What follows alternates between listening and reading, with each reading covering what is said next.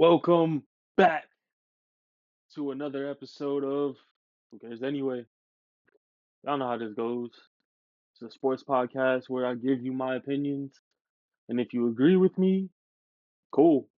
If you don't, cool. At the end of the day, who cares anyway? I I don't have a setup for this, so we're just gonna jump right in. Um, Lately I've been seeing all over social media as we are, I believe, now at the middle point of the WNBA season, and award races are becoming clearer and clearer. There's hold on. Ooh, my glasses are dirty. I'm gonna keep talking though. But as the award races become clearer and clearer, you know, you know how like ESPN and Bleacher Report, so on and so forth, those type of media outlets, they tend to put out their front runners for the awards. Um, and there was one award race that caught my attention, and that would be the Rookie of the Year race. Um, uh, as as to be expected, I guess. Um, Many people have Caitlin Clark as the front runner for the award, and that's not unjustified. That's like worse, but I'll figure it out. It's not unjustified. She's had a pretty good season. She's, I believe, top 10 in all-time rookie assists with 153 and counting, or probably even more than that at this point. Last time I saw it, it was 153. Um, this is doing nothing, but whatever. Just won't be able to see out of my right eye. Um,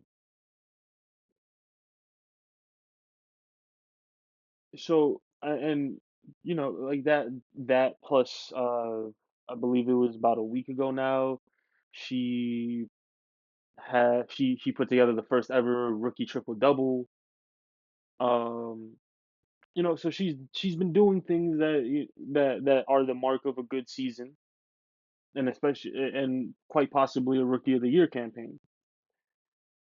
But I, like many people, um, have been paying attention to Angel Reese as well, and Angel Reese is having an equally good season, an equally what's the word I want to use here, justifiable rookie of the year campaign. And this kind of reminds me of, what was that, 2018 in the NBA? I believe it was 2018. The Donovan Mitchell and Ben Simmons rookie of the year race. Um, where both players had good years, had really good years, and you could argue either side. Honestly, personally, I argue Donovan Mitchell's side just because Ben Simmons technically wasn't a rookie. He did miss his entire first season with injury, but I think that rule is kind of stupid because I guess technically if you don't log minutes in a season, then you technically haven't played.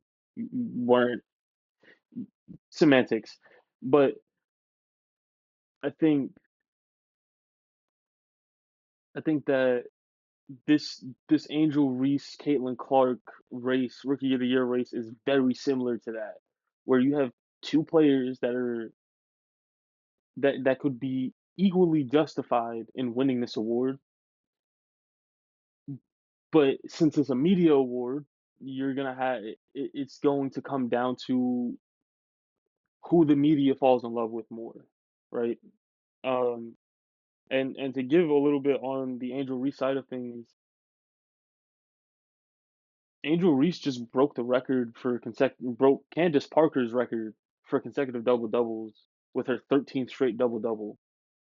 So that's just a little piece of it, right? Um, when you look at her stats, she's averaging 14 points a game and 12 rebounds. So she's averaging a double double, which is I don't know if that's as crazy for the W as it is for the NBA, because in the NBA to average a double double, like you're there aren't a whole lot of guys that do that. Like I can only think of maybe three that do that on a consistent basis. Four maybe. Um, so to average a double double is something to write home about. But then you also throw in the fact that she's shooting decently from the floor, 41%, 42% from the floor. And then she's also got a a win share stat of 2.6. What and every time I bring up win shares, like I feel like I should fully explain it, but the basics of it is the number of wins that a player contributes to, right? And the Chicago Sky are nothing to write home about, and we're gonna get to Caitlin Clark and the Indiana Fever in a second, but they aren't either. Um, I don't have their record in front of me. I'm gonna look that up. Give me 2 seconds.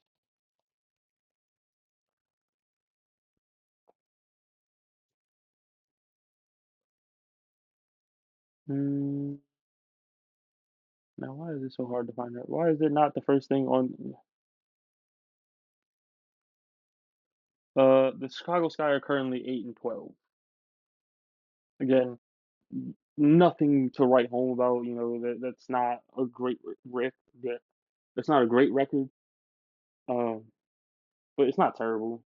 It's not the Indiana Fever who are the Indiana Fever have been winning games. The Indiana Fever are sitting at 9-13. Last time I checked, the Indiana Fever were at the bottom of their conference. Um, and close to the bottom of the W. But I think when you look at it, and like I said, I'm gonna talk about Caitlin Clark in a second. But when you look at it as a rookie, you're contributing to almost 3 wins on a team that's not really winning a whole lot of games. I don't know, to me, plus the average of a double double, plus the double double consecutive double double record. That to me is enough for a rookie of the year campaign. Um, but when you look at Caitlin Clark's stats, she's currently averaging 16 points a game with 6 rebounds and about 7.5 assists a game, but on less than 40% from the field, about 39 ish, and 33% from three. I feel like it's not great stats, but it's not terrible. Y- I think a lot of people expected more from her shooting wise in terms of efficiency. But then you look at her win share stat, and that's the thing that really caught my attention because she's not even adding like her play isn't even amounting to a full win. Like it's a her win shares are sitting at a point 0.4 right now. So and what that tells me is that Caitlin Clark isn't playing winning basketball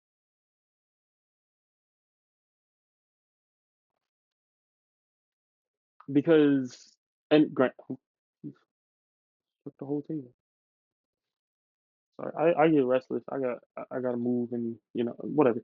Um, but Caitlin Clark is to not averaging, but to have a win share stat of less than one And granted, it's more than just stats. It's, you got to watch the game and see how she plays and this, that, and the third. I understand that, but I think the last time I talked about her, it was a matter of she was inefficient. She's turning the ball over too much.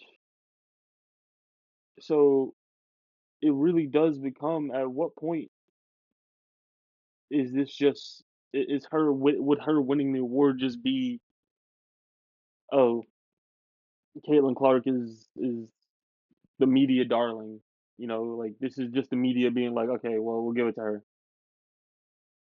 And I think that's a bad way to go about that. I think that it should go to the most deserving player and the player who is really out here not only having individual success, but it's contributing to team success. But again, and I mean, the rookie of the year and MVP awards, I feel like obviously have different connotations, but it it really becomes, do you care if the rookie of the year is on a winning team, or is it just the best rookie, which technically it should be, but also wouldn't the best rookie be contributing to wins, right? So I don't know. Personally, I think Angel Reese has a very good case for rookie of the year, and I wouldn't be surprised if she wins it. Um, do I think she's going to win it? No, because I understand that this is a media award and that it's a panel of sports writers that sits down and votes for this award, and whoever that panel likes more is going to win the award. And sports writers all over have shown throughout the season that they favor Caitlin Clark over everyone else. So I don't know. But if I had a vote, I'd give that vote to Angel Reese, 100%. She'd get a first place vote from me because and deservedly so. Stop shaking it. Stop. Anyway, um, uh, to switch gears a little bit, but still staying with the W. I've been seeing this this discussion, I guess, really less of a discussion, more just like certain comments made over like here and there. At the beginning of the season, when uh Dewana Bonner moved into, I believe, second all time. Hold on,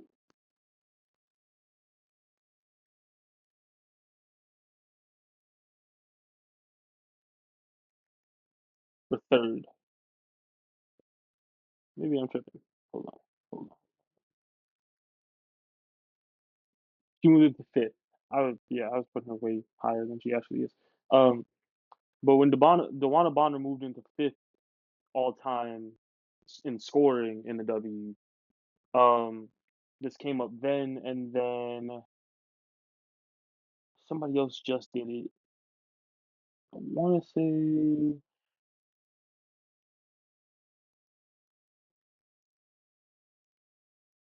hold on, I'm doing research. I should have researched this. Tina Charles. Yeah, Tina Charles just moved into third all time, which super dope. Congratulations to the two of them because that takes not only longevity but uh perseverance and skill. you know, um, for context, there are some current active names on the list in the top like 30ish. Most of them are not active though. Most of these names on the all time scoring list for the W are not active.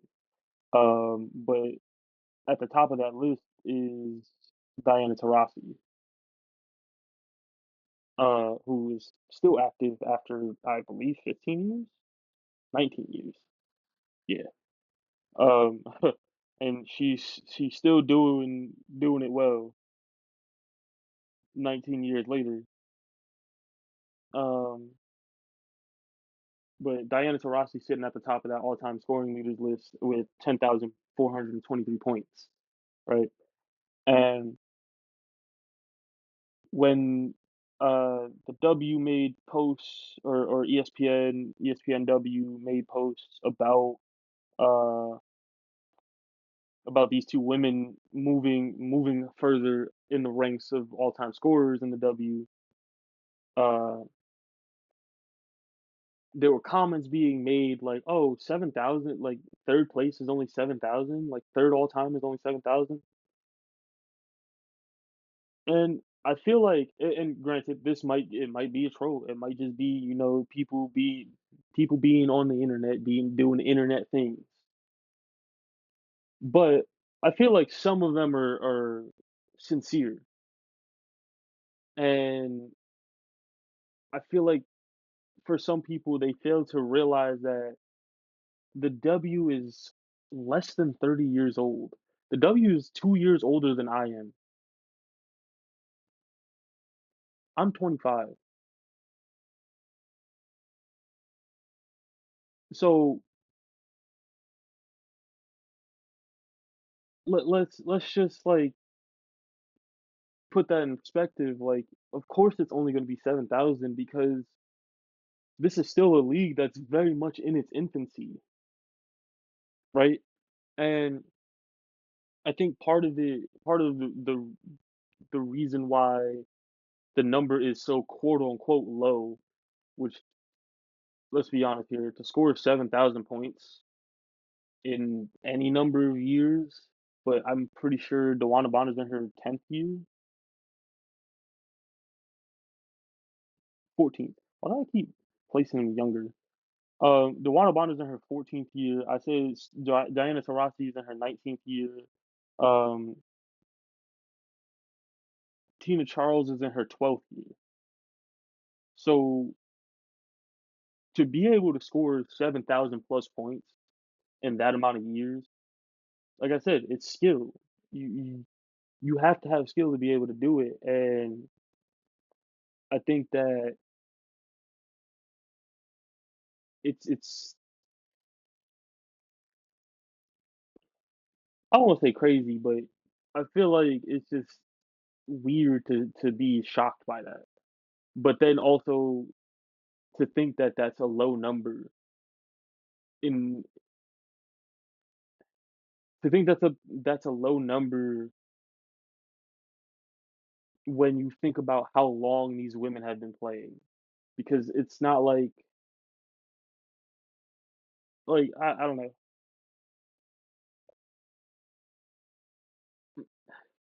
And I feel, how do I want to word this? Where am I trying to go with this?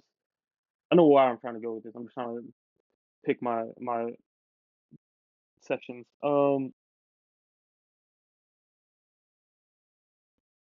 There are multiple things to take into account here when you talk about this conversation. First off, I don't think that when you compare, if you're gonna compare the W to the NBA, I don't think the W has had the talent disparity.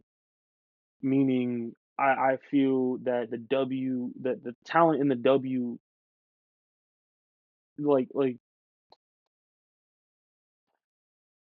the ceiling of the talent in the W is high, but I don't think the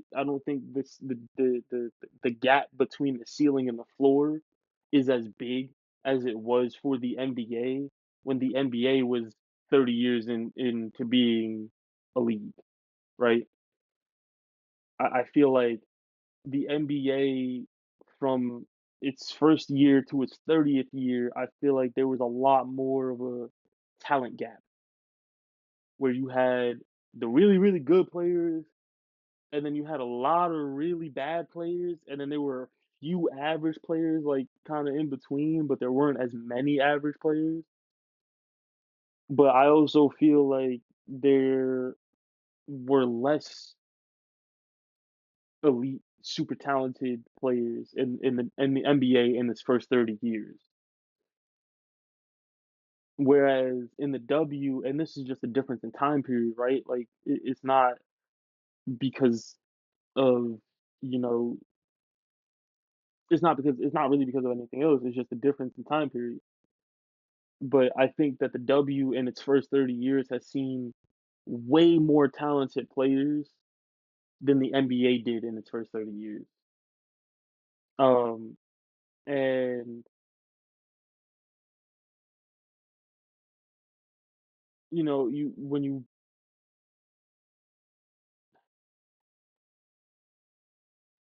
so when you look at it, it's not like you have one guy just kind of do you have one guy or one woman just kind of doing it all, right? Um,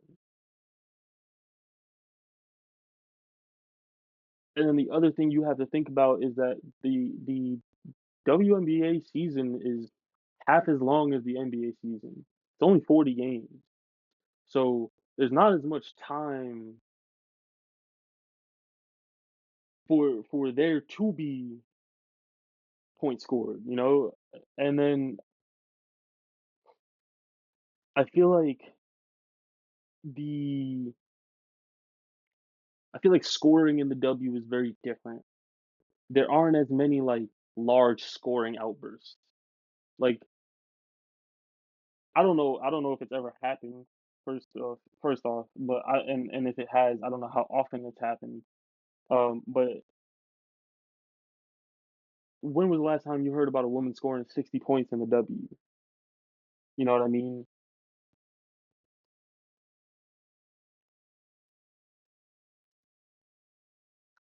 Or scoring over 30.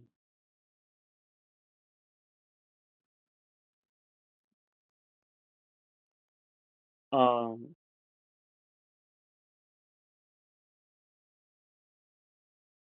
and that's because 60 points has never happened. Uh, the current single game record for points is 53, which is shared by Asia Wilson and Liz Cambridge. Um, and there's only 3 players to score 50. So when you look at it, if you're going to compare it to the NBA, which I feel like you really can't because it's 2 different leagues. The game is different. It's still basketball at its core, but it's played different. It's played a little differently. Um, but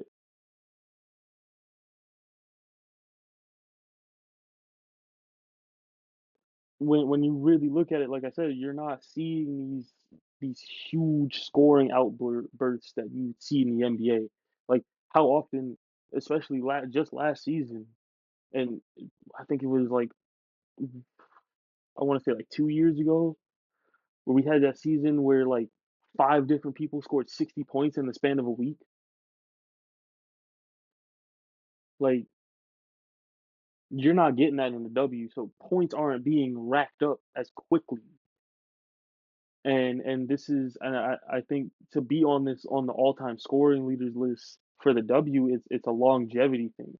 It's how well how long can you consistently uh and that's the thing is how long can you keep up the consistency of this level of play to get to this landmark, right? Whereas in the NBA, yeah, you have to it takes some consistency, but you're gonna have guys that are just dropping points, dropping 50, 40, 60 burger, you know what I mean? Like look at James Harden. Like perfect example is James Harden. He had 3 years he had about a 3-year span where he was averaging 30 points a game and within those seasons was dropping 50, 40, 60. I don't know why I keep saying that like that, but you know what I mean? Like 40, 50, 60 points here and there, like sprinkled throughout the season. So and before long, Devin Booker is going to be on that list and high up on that list too because he's a guy that will go out and score 40, 50, 60, 70 points. So, like I said, you're just not seeing in the W the same type of scoring volume and the same type of scoring explosions as you would see in the NBA, right? So of course the number's gonna look quote unquote small, but when you take into account every factor, it makes sense. It makes sense why it's only 7,000 to be in third place, which is which still 7,000 points is a lot of points. No matter how you shake it, 7,000 points is a lot of points. There are a lot of NBA guys that don't get to 7,000 points. So I think, and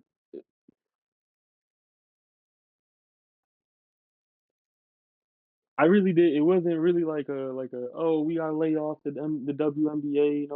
I think I only bring this up because I want to give those women their flowers because like I said, 7,000 points is a lot of points, and you gotta have some kind of skill to do that, like some kind of real talent and real skill to do that. And be able to consistently put up the numbers to get to that point. But also, I feel like we're trying to downplay. I feel like a lot of people. I feel like people are trying to downplay the achievement that is because it's like I said, there are a lot of NBA guys that don't even get to 7,000 points. So, but that's that. Um, just want to talk about that a little bit. Uh, moving on to the NBA, but specifically Olympic basketball and Team USA. If you follow basketball, I know you've seen the comment made by Anthony Edwards, um, talking about the Team USA, talking about the Team USA, uh, uh, really just talking about Team USA. It wasn't really a comment on much else. Um, But he says that he's the number one option on that team, and that the team has to fit around him and play in a way that fits around him. Now,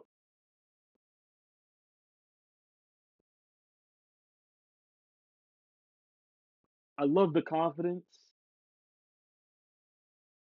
I do, but this isn't the Minnesota Timberwolves, bro. This is not Minnesota. You are not playing with Carl Anthony Towns, Rudy Gobert, and a bunch of average guys. You are playing with the best players that the USA has to offer. And this year, it really is the best players that the USA has to offer. And because I think what is it, 12 guys? Yeah, it should be 12 guys, maybe less. My ear itches. Um,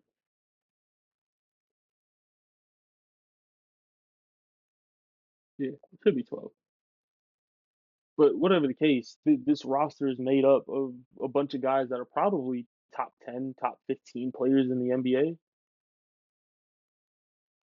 So for him to sit here and say that he's the number one option, number one scoring option at that, when you got guys like KD, Bron, Steph, Devin Booker, Kawhi, Jason Tatum,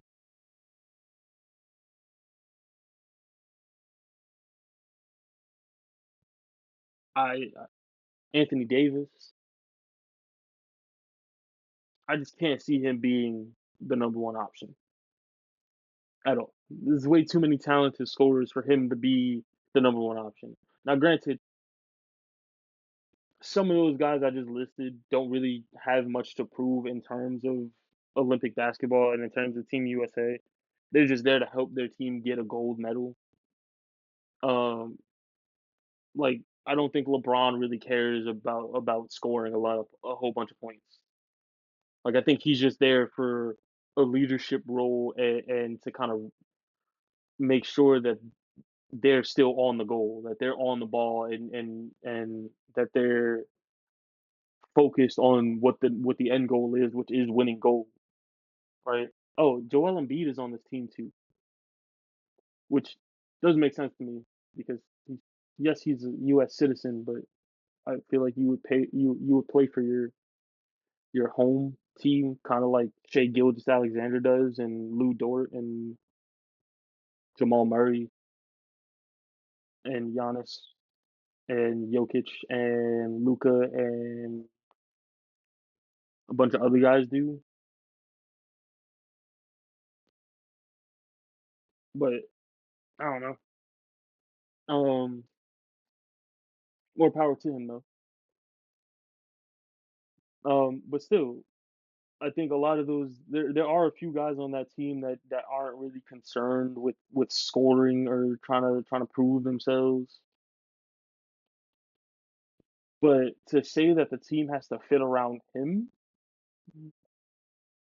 mm, mm, I don't know about that one. I don't believe that one in the slightest. Um, and honestly, if I'm being honest with you, I feel like having a mentality like that, I'm not gonna say it could rub elbows the wrong way and like foster this air of animosity. But I feel like having a mentality like that could really hurt the chase for gold because when it comes down to it, you get if you're Anthony Edwards and you have that mentality of, oh, I'm the number one option, they're coming to me, right?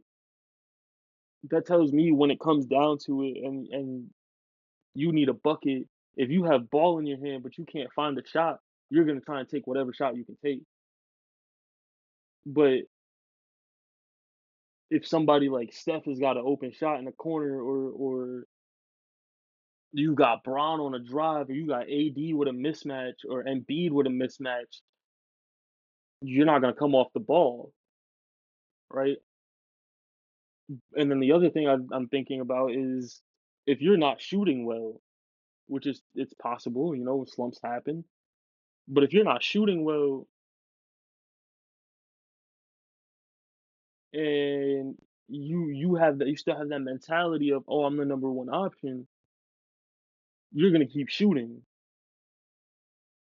But I at that point, you just hope that he has the maturity and the wherewithal to be like, okay, my shot's not falling. Let me give this up. Let me let one of the other great players on this team go to work, right? But I don't know. I feel like it's just not a great mentality to go into this with, especially when you have so many other talented guys. But that's Anthony Edwards for you. He's got an insane amount of confidence in himself, and no matter whenever he walks on a court, he thinks he's the best player on the court, whether it's true or not. Because there are points where it's not always true, and right now it's not true. He's not the best player on that team. Um, that being said, I think it's going to be a kind of split workload across the team. Um,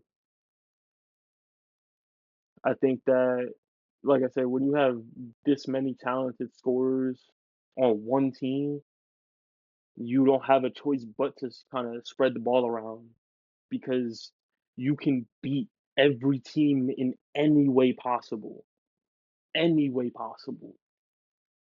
And I think it's interesting that I'm thinking about this now. Cooper Flag, who was on the team USA select team, he was when they scrimmaged against Team USA the other day. He said he was asked about like what he feels Team USA could be, what kind of identity they have, and he straight up said this team can do whatever they want. They can dominate in any way possible because that's how good this team is. And honestly, he's not wrong. I think this is one of the better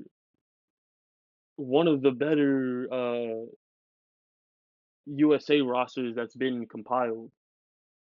And I've seen the comparisons to the Dream Team and the Redeem Team, which is 98 and '08,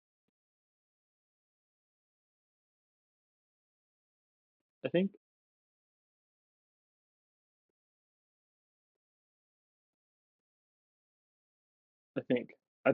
I think. Uh, hold on. I have to fact check myself. Was it 2012? Maybe I'm wrong on that. I might be wrong on that. Was it '08 or 2012? Hold on.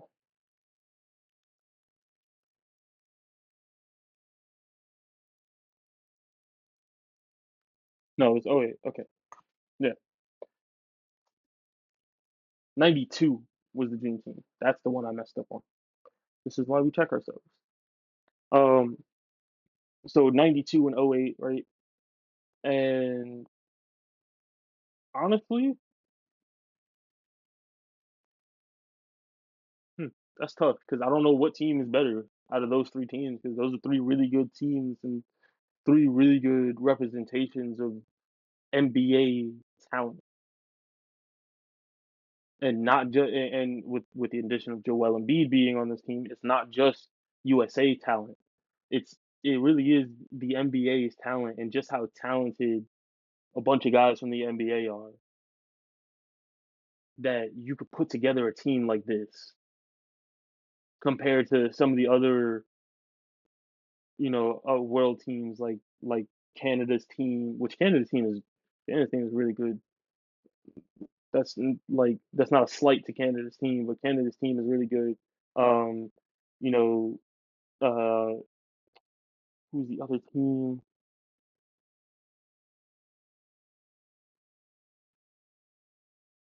I want to say it's like Argentina. No, there's another. We're doing on the fly research right now. I apologize, but here we are. Um,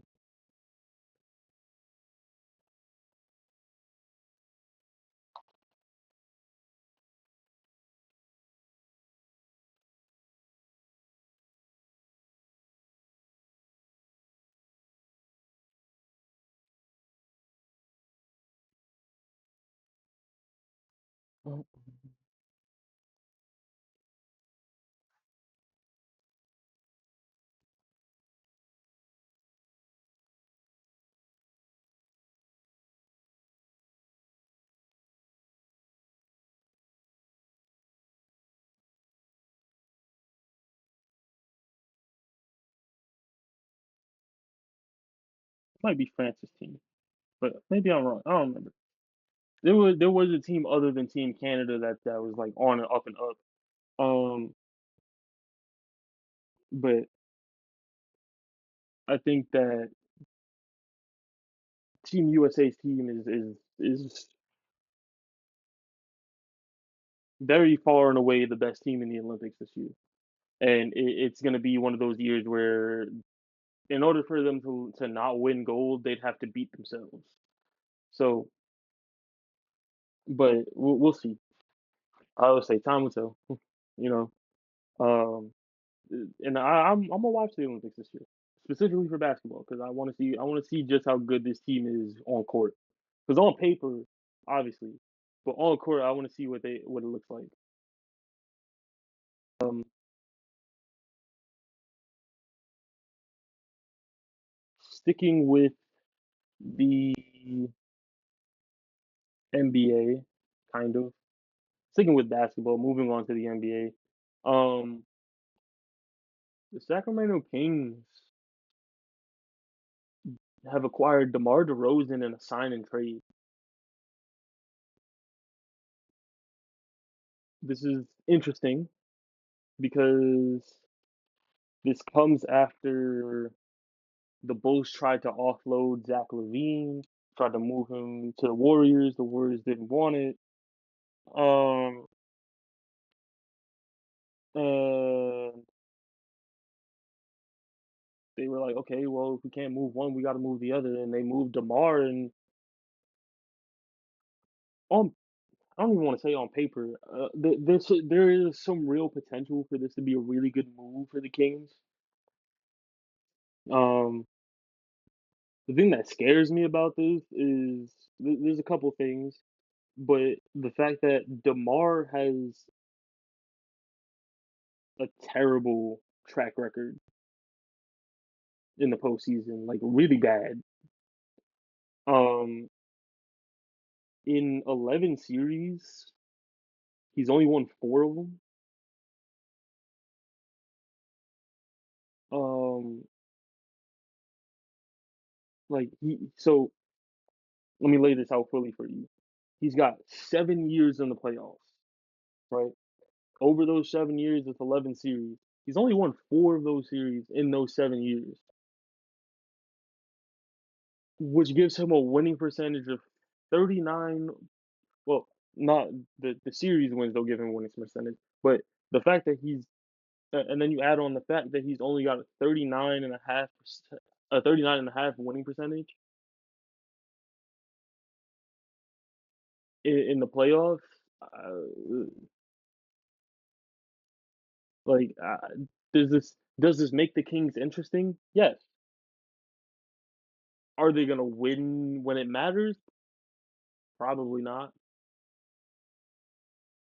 And really, I think there are too many good teams in the West for this to matter. You look at you look at the Thunder, you look at the Mavs, you look at the Nuggets, you look at the T Wolves, you look at the Grizzlies who are getting job back this year. Um,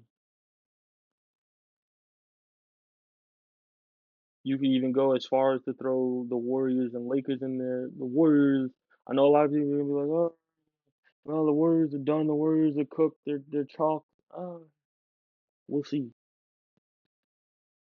Um,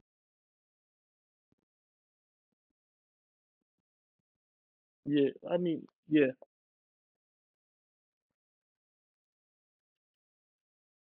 I just don't see them going very far. I think this move kind of, I feel like it really sits them in that like 3 to 6 seed area. Like they might not hit three, they might not hit the third seed, but they'll probably be around like 4, 5, 6, which not bad, right? And like it looks cool, right? You're winning regular season games, you're getting in the playoffs, and you don't have to go through the play in. But the whole goal is to win championships. Does this team win championships? I don't think so. I said that already. I don't think so, but we'll see. And I don't know how much DeMar is really going to help because not only did you ship out two of your better 3-point shooters in Harrison Barnes and Chris Duarte to get DeMar, but you just went and got a guy that kind of operates in the same areas as your star point guard, De'Aaron Fox. Like looking at the stats show it for real. DeMar last year over the course of last season, 83% of his field goals came from the 2 point came from 2 point. So inside the 3 point line, right? Obviously. De'Aaron Fox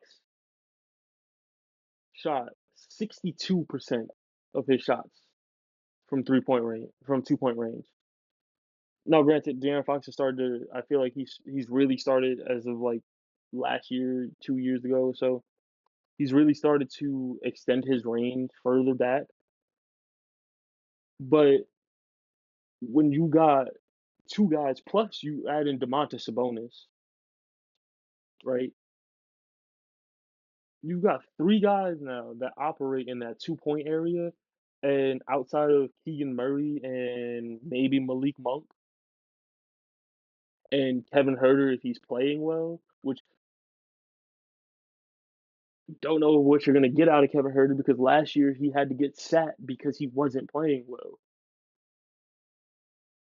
So when you look at it, you don't I don't see there's not a whole lot of floor spacing, and I see 2 guys in De'Aaron Fox and DeMar DeRozan who kinda operate in the same way, right?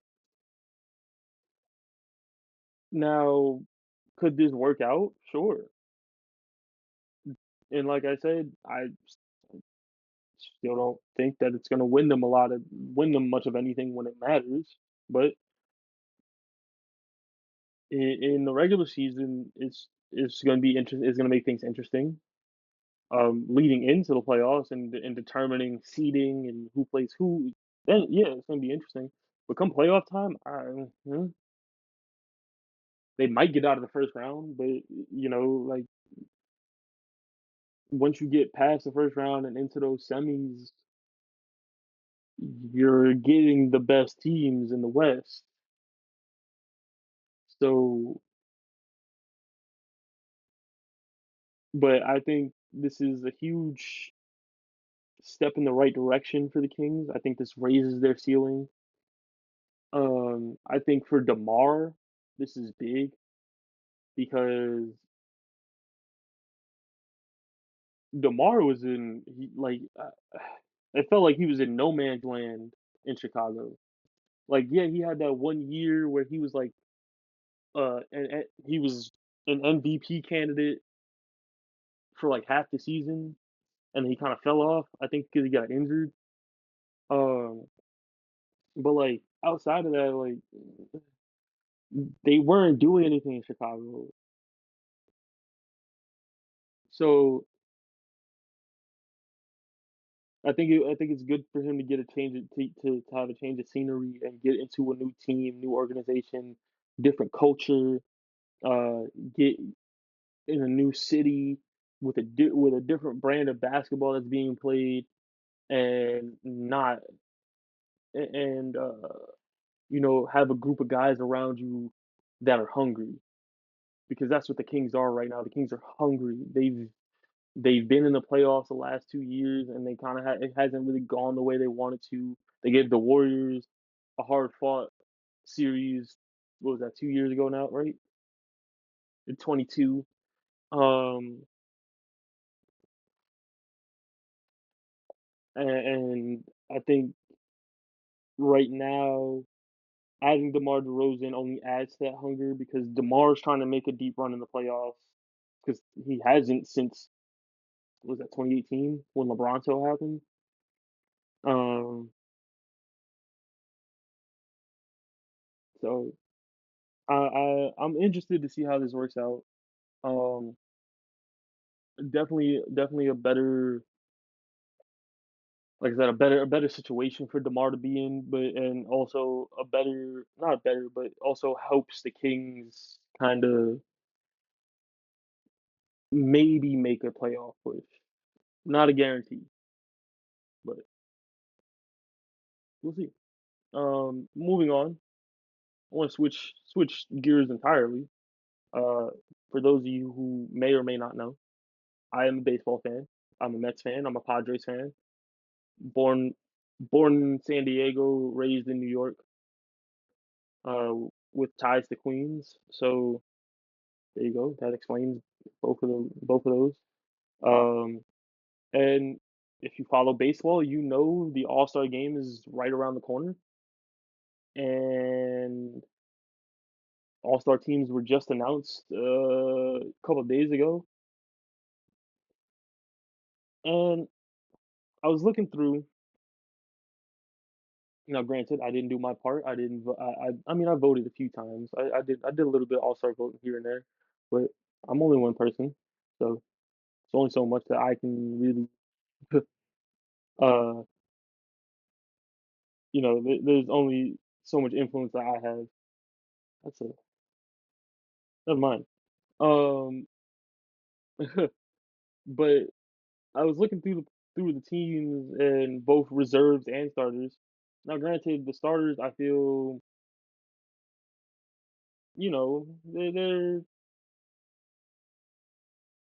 they were rightfully and justifiably picked.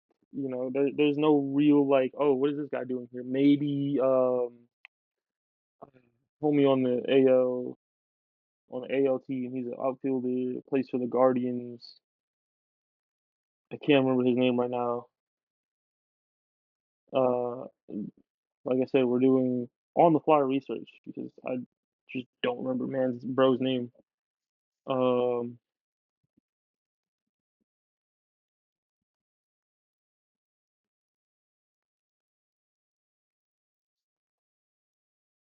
I think it's Stephen Kwan. I think he got a starting nod for the AL. If I'm not mistaken. Hold on, hold on. I'll find it. Yeah, Stephen Kwan from the Cleveland Guardians got uh, a starting nod for the AL. I don't know if he's replacing someone or if he just happened to get it just off votes alone. Um, and I say it's there aren't outside of like outside of Stephen Kwan, like there aren't any guys that didn't get a starting spot undeservedly. Um,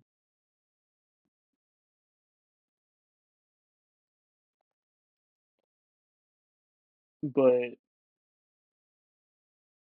when you look at like the reserves, that's when you kind of get into it, and you're like, mm. Now before I get into what I'm about to talk about, I want to congratulate uh Jurickson Profar on his first All-Star appearance. Shout out to him. He's been playing really well for the Pods this year, and has been one of the players kind of holding that team together, um,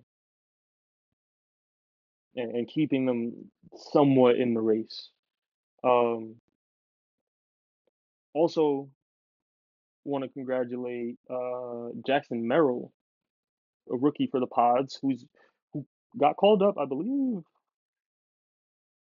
was it. I don't know if he was up on the team the beginning of the season, but I know he got. I think he got called up like a month in or something like that. But he's playing really well too.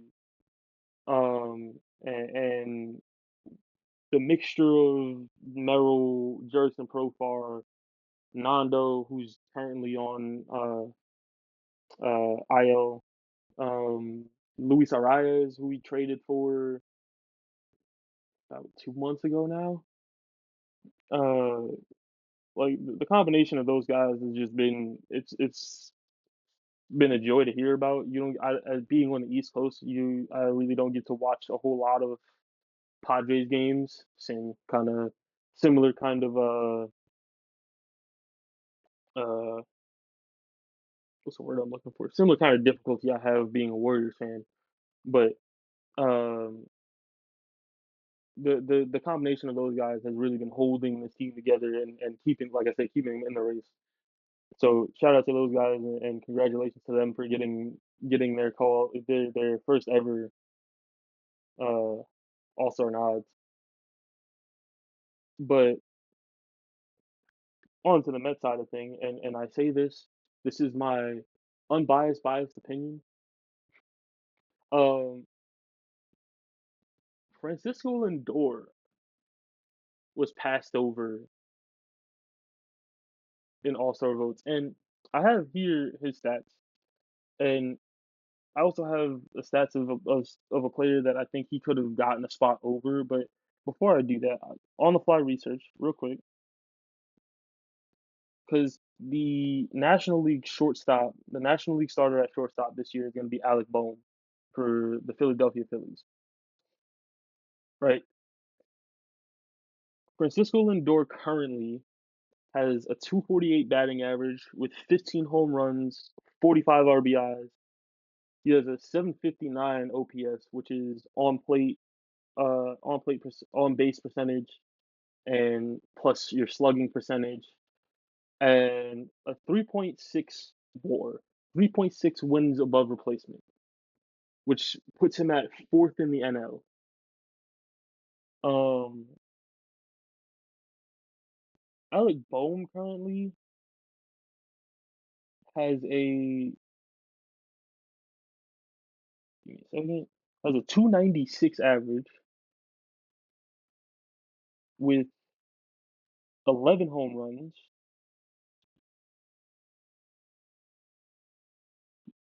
He's got 70 RBIs, so you know you can give him the RBI numbers. He's kind of an RBI machine,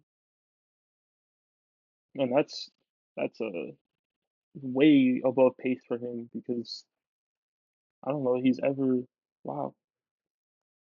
Anyway, um, OPS wise, he's looking at an 833, and then WAR wise, he's at a 2.8. So you know it kind of balances out. Bohm is playing well, playing really well. Like I said, his numbers are way above pace for him at this point in the season, because especially his RBI numbers. Because you look at his RBI numbers over the years, he's usually ending seasons outside of last season, usually ending seasons at 70 or lower in terms of RBIs. So, um, seeing him with 70 at the halfway mark, that's a pretty he's putting together a really good season. And I hate to say that about a Phillies player. I really do. But not to say that, Frankie Lindor would have been a starter over Bohm. I don't the numbers are kind of comparable, but I feel like Bohm's numbers kind of give you a benchmark, right, of what an All-Star's numbers should look like and what an All-Star starter's numbers should look like.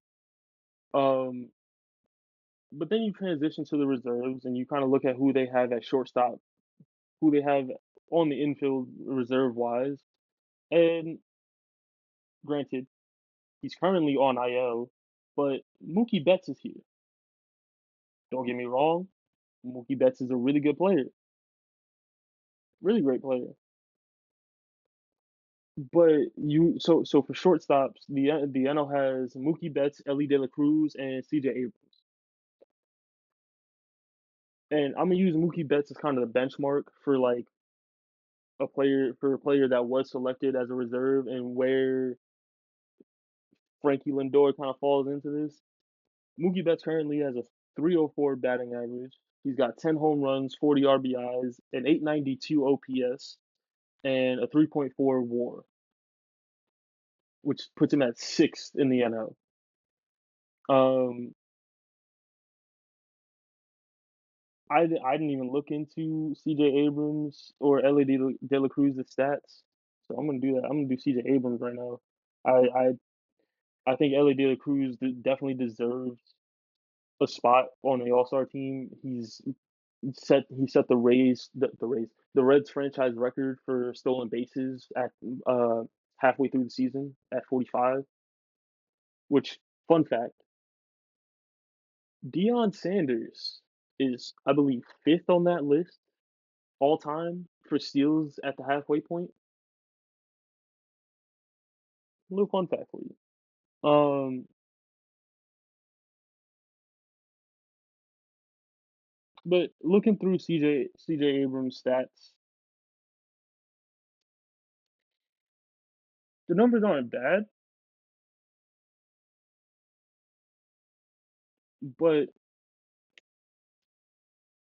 to compare them to Francisco,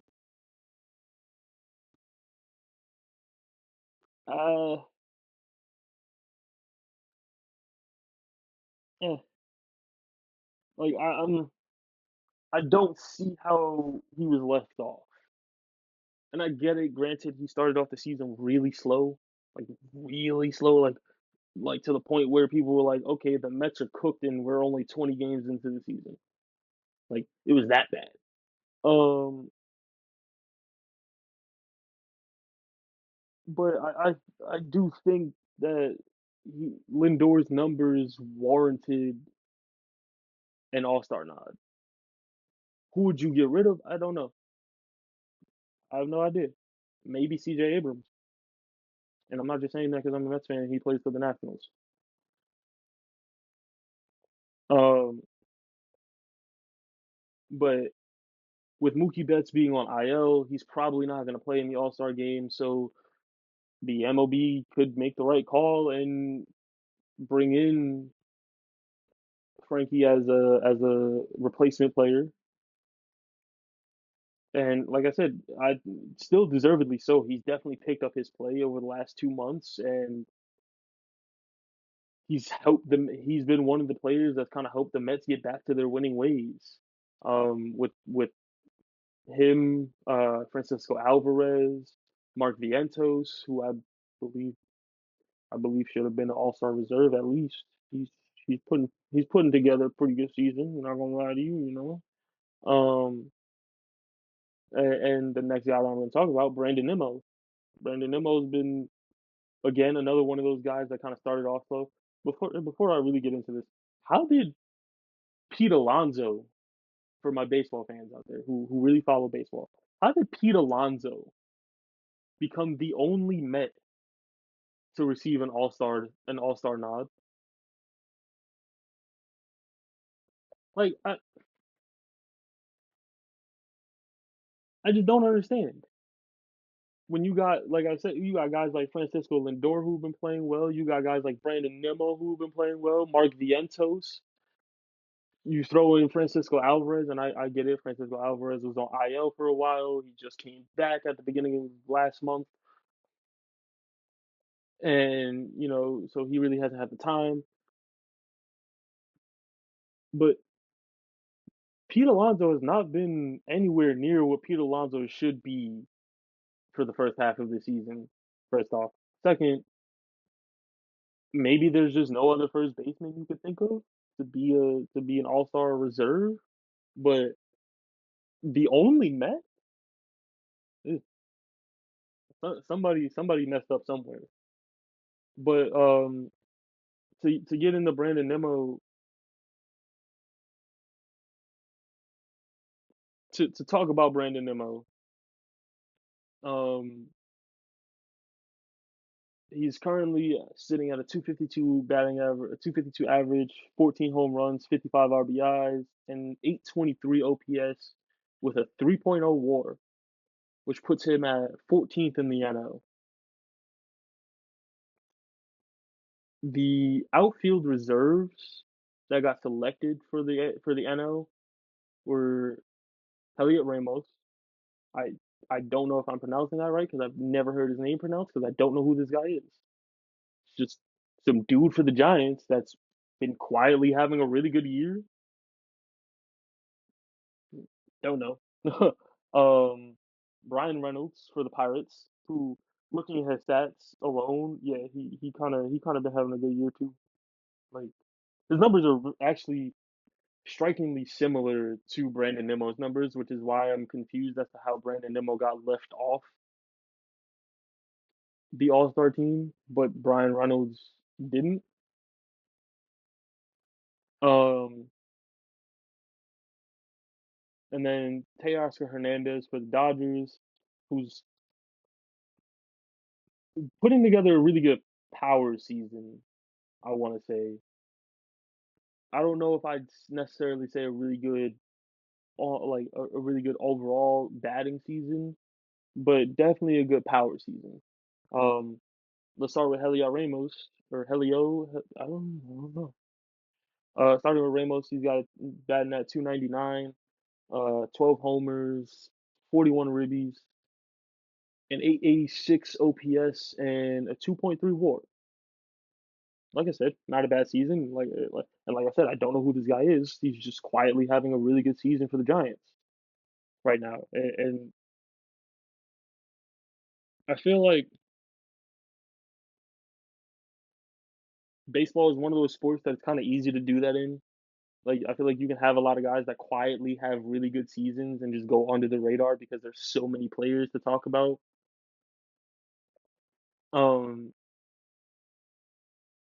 but how has he not gotten anything? Like outside of this All Star selection, like how has he not gotten any kind of press?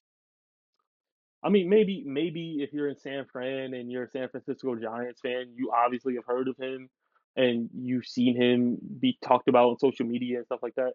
But like mainstream wise, not at all, at all.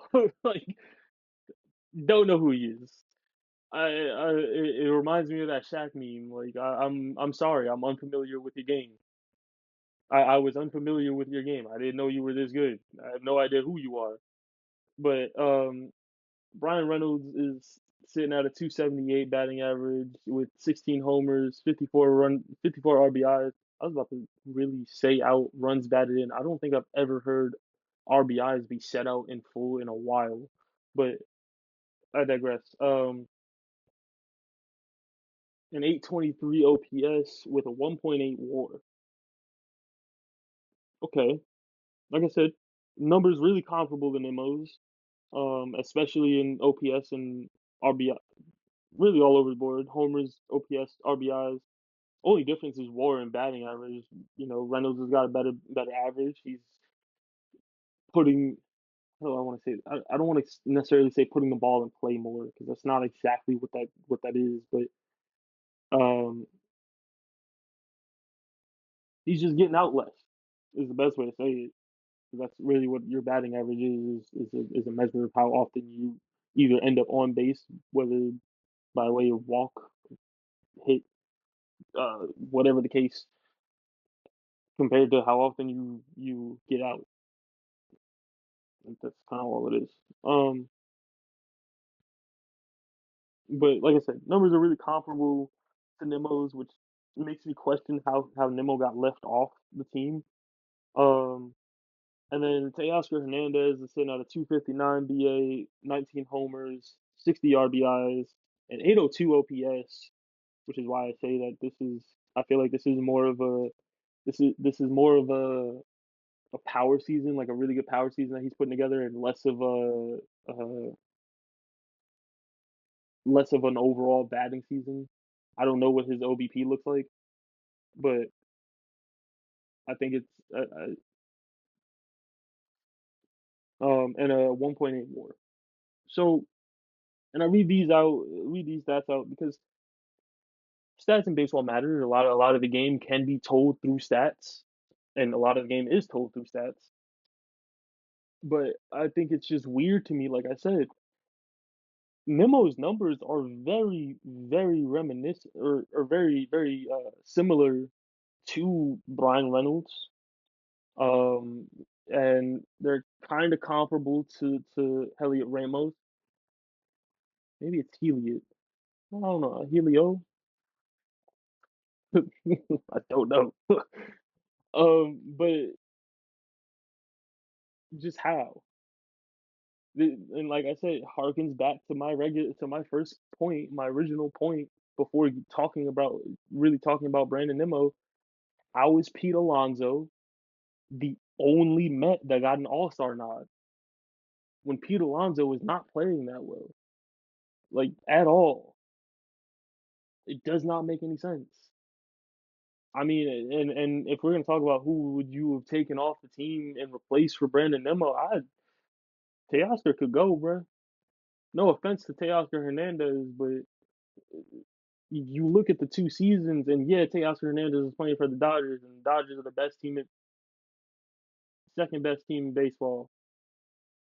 It hurts me to say this, but the Phillies are really good right now, and like the Phillies have the best record in the majors, and it's kind of scary. Their team is really good, like really good. Um, and you would think that the $7 billion team in the Dodgers that the Dodgers put together would be better, but no. Um, you got a lot of guys on that team on IL currently. Mookie Betts and Shohei Ohtani. Well, not Shohei, but Mookie Betts being one of them. Shohei is still recovering from his UCL injury, but I feel like Teoscar only got a nod because he's on the Dodgers and because the Dodgers are this public global brand that spans even past baseball, past the MLB. I should say, excuse me. Um, but I definitely think Brandon Nimmo for sure deserved a spot on the team. Um, and he might get his spot with Fernando Tatis being on IL currently. Somebody might get promoted. Somebody's probably going to get promoted to the starters, and Brandon Nimmo is the perfect candidate to be a replacement player for the reserves. I Who's going to get promoted to the starters? I don't know. It really doesn't matter. Um, but I think that Brandon Nimmo and Francisco Lindor definitely deserve All-Star nods over Pete Alonso. Don't get me wrong, I like Pete Alonso. He's a great player, but he's not having the best season. And you trying to tell me that there weren't other first basemen deserving of an All-Star reserve spot, but there were other outfielders and shortstops deserving of reserve spots over Nimmo and Lindor?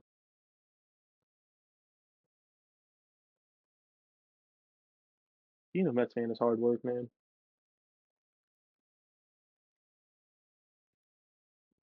But I love him. And at the end of the day, who cares anyway?